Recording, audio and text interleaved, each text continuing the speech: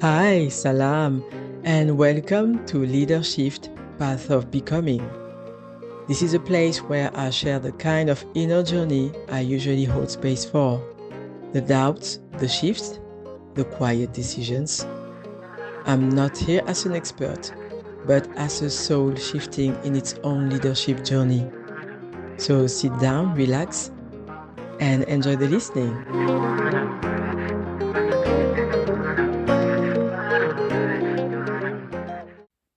Hello, Salam Explorers! Welcome to this new episode, which is today about abundance. When we say abundance, it's not only from a material standpoint, but this is abundance beyond money. And abundance is also about ideas, solutions, opportunities, resources, well, even the mindset. And I learned this lesson in the most unexpected way on my way back from a family trip.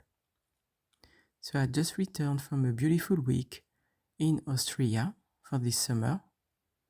We really enjoy this country, a country full of lakes, mountains, some breathtaking views. We ended the trip in Vienna, and of course we were ready to head back home.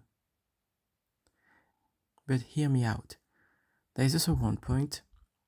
During this vacation, I was still also working on my aromacology studies, and I was setting up an intention. I set up the intention and I asked Allah, Ya Allah, help me find my emotional crisis protocol. So that's a kind of way for me to reset myself when I feel overwhelmed. This is very important, this part. So back to the travel. After driving for almost 3 hours on a German highway, the car broke down. So we were stuck on the emergency lane and we still had to drive 7 hours to arrive home. So my husband and I, we called the police.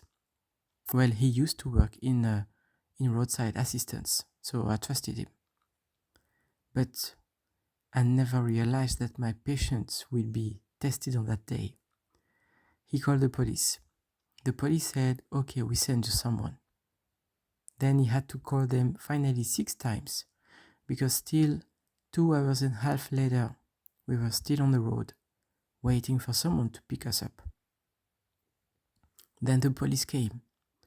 Then the police called for us a tow truck.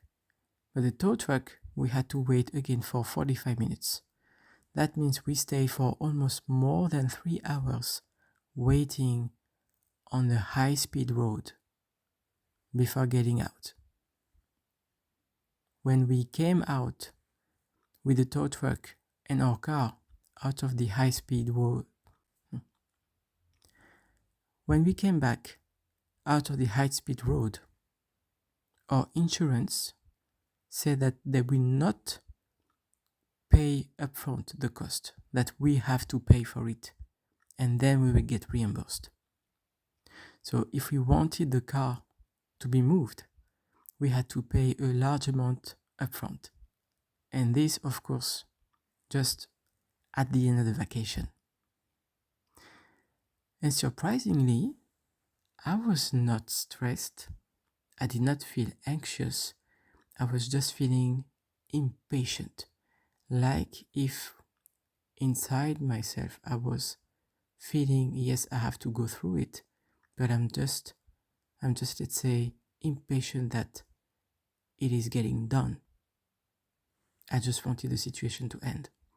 So while my husband was still talking with this lady about the price that was a bit too much, when he told me about the situation, I did not try to argue. I talked to that lady too. So we talked in German because English was a bit difficult for her. So we talked in German. And she told me, okay, your car will not be moved until you pay this certain amount. And when she told me that, I just answered her, okay, it's fine.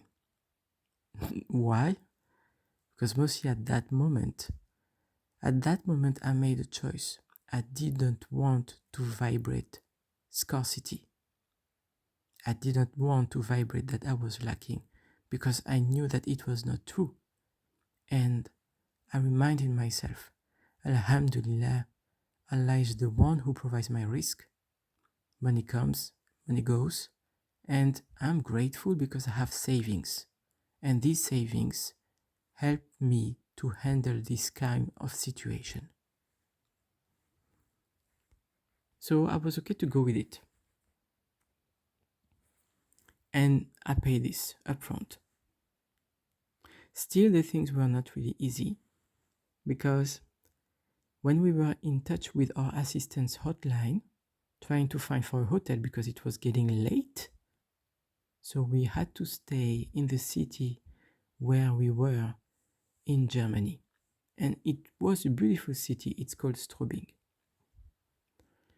But the assistance hotline told us, sorry, we were not able to find you any hotel with our system. I grabbed my phone, I've been to my booking application, and I was able to find 177 hotels available in the city. This is at that moment that I lost my patience. And I grabbed the phone of my husband from his hand while he was on the phone with the agent. And I started to yell on that person. First, I started to tell this person, I'm sorry, because now it's getting on you. It is not on purpose, but you will be the one receiving what I'm saying.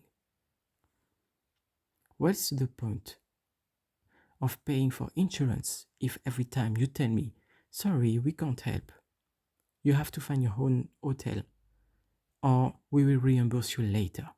So finally, okay, I booked the hotel myself. And I was saying to my husband and my kids, you know what? Probably it's done on purpose. Maybe Allah wants us to visit the city because it seems to be a beautiful city. So as soon as we arrived in the hotel with the taxi and that we dropped our luggage, I told the family, okay, let's go visit the city. And as soon as we went outside, it was raining. It was raining. Oh my God. At that moment, I found myself thinking, Ya Allah, what is the meaning behind all this? What is the meaning? I try to stay positive, but here definitely, no, I can't. So back from the dinner at the hotel, it is at that moment that I felt an inner push. Instinctively, after my prayer, I created a protocol. So I used the Surah Al-Kawthar. That's the surah about abundance. And I mixed it with some EFT taping techniques. And the more I was practicing it, the more I was feeling my body getting relaxed, my mind calming down, and my heart softening, opening. And at that moment, it hit me. I remember the intention that I set before this trip when I was asking, Ya Allah, help me find my protocol for emotional release. Oh my God. Then I realized, wow, this is it. This entire situation had led me here, Alhamdulillah. And that's how my protocol was born. So my protocol, I called it rayonnance, because that's a ritual to release fear, to anchor into my inner radiance, and to stay connected to the flow of abundance. Because my learning on this is when you think that you are at the bottom and that still you are digging deeper on that situation, how you stay connected to the abundance of flow, the abundance of solution, the abundance of Allah, despite what is happening. Sometimes everything seems to fall apart, and life is actually guiding you toward clarity. And as this is said in the as this is said in the Quran, indeed with hardship comes ease. Definitely, this experience reminded me that abundance is not about what you have in your bank account, but it's about faith, trust, and connection. And it's about keeping your heart open even when things don't go your way. So at the end, funny because still I'm waiting for my car, still today, but I feel extremely grateful for that experience, and I'm totally, let's say, trustful that everything will gonna be okay anyway. It's just a matter of patience as long as I feel rooted to Allah and particularly to Al-Kawthar. Alhamdulillah. If something in this resonated with you, you're not alone. Let's choose wholeness, truth over image. Subscribe for the next layer and share it with someone who might need it too. Thank you for listening. See you in the next episode.